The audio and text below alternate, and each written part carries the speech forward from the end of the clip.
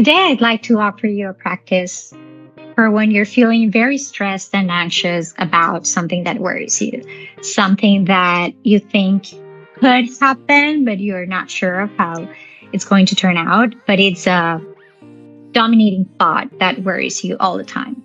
So the next time you're feeling very, very worried and stressed and anxious about something that could possibly happen, instead of judging yourself about why you're worrying about it or trying to minimize it or ignore it, grab a pen and paper and then write down all the worries that you have around this stressor.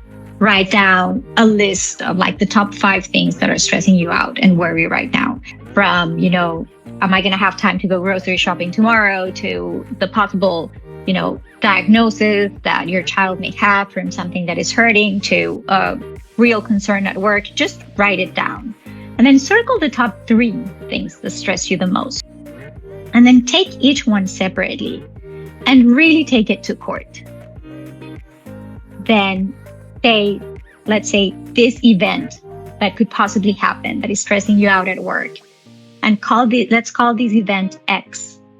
And simply write on that piece of paper, okay, so if X happens, then what? And write down your answer. And then ask yourself again, okay, so if that happens because X happens, then what? And then what? And write out your answer. And then ask yourself again, and then what? And write down that answer. And you could go down 10 to 12 answers until you really get down to like the bottom line of what unconsciously is the worst case scenario that is worrying you, and how we spiral down into a terrible ending from one thing that may or may not happen. And by these, I'm not saying that certain worries are not real and certain things do have some possible terrible effects. But what I am talking about here is how to work with that worry in the moment before that terrible thing has happened, because it may not happen. We are in the space of uncertainty when we're worrying. And then take that piece of paper and to all the answers that you wrote to then what happens and then what happens, assign probabilities. Give each answer a percentage. Okay, so what's the probability that if X happens, then Y1 will happen? And give it a probability. And then what's the probability that if Y1 happens, then Y2 will happen?